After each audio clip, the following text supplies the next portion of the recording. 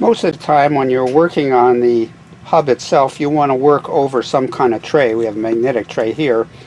In case ball bearings fall out, you're not going to lose them. But for demonstration purposes, we're going to mount the wheel on a homemade block that allows it to stand upright so that we can take a closer look at the hub servicing process. Start on the non-drive side. This takes a 15mm cone wrench, and oddly enough, for this, we're going to use a 17mm box wrench. We'll push these together. There we go. We've loosened the two. Go ahead and remove the various pieces. Be sure to lay them out on a tray. We'll put the non-drive side here on the right here, followed by the various pieces that go on it.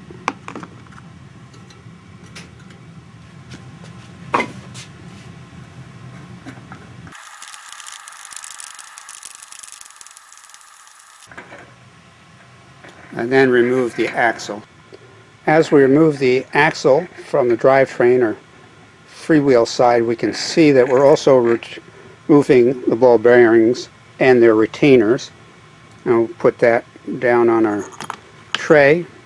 We've also removed the ball bearings and retainer from the other side, and we've noted on both of these when we removed them, the ball bearings face inwards towards the cone of the hub. We'll go ahead and clean inside the cones, getting all that grease off and where the freewheel sits, and inside the other side of the cone of the hub. So here we have laid out the drive side with its ball bearings and retainer, and the non-drive side in the order in which they go in: first, second, third, fourth. And we're going to need to clean all these with a little degreaser.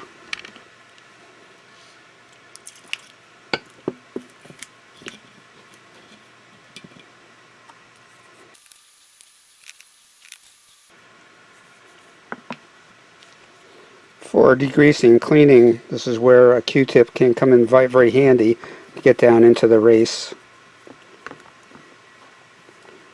on each side, inside, and we can also use it to get into the cones of the hub. Using a premium grease such as that from Park or from Shimano, go ahead and grease the ball bearings and the retainers. You can also place some grease in the cones on both sides, and then we'll start reassembling, starting with the side with the axle. Notice also that ball bearings, we said, face inward. This is the drive side that has the freewheel. We'll place the axle in carefully, and then in the order we took them out, ball bearings face inward to the cones, the lock nut with the race follows. We'll get this firm but not overly tight. Our spacer, and finally our lock nut. The grooves on the lock nut face out to grab the dropouts.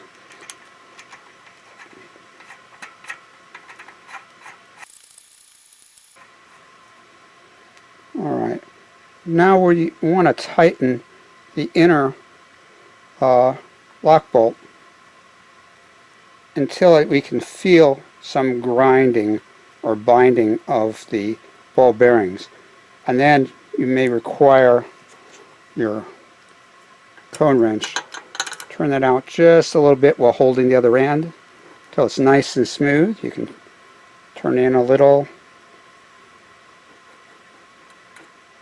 Turn it a little bit more. A little binding, turn it back out. Alright, now we can take our external lock nut.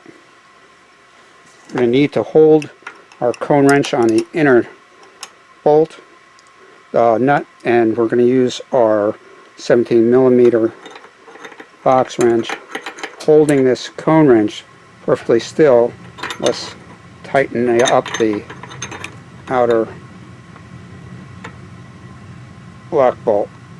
So it's nice and firmly tight. Let's check it again. Smooth, no binding.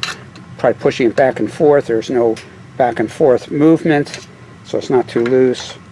Continue tightening. Get it nice and tight. Now we're ready to put some lubricant where the freewheel is going to sit. Take the freewheel. Find sometimes spin it backwards a little bit until it takes. There we go. And we can try spinning it forward, and we'll spin it until it's well seated. Take our lock ring tool, and we'll go ahead and tighten it nice and firmly. Give it a good firm pull, and let's recheck it. Spins well one way, locks the other. In our next episode of This Old Bike, we'll turn our attention to the frame and several different methods that you can use to remove rust and touch up the paint. So stay tuned.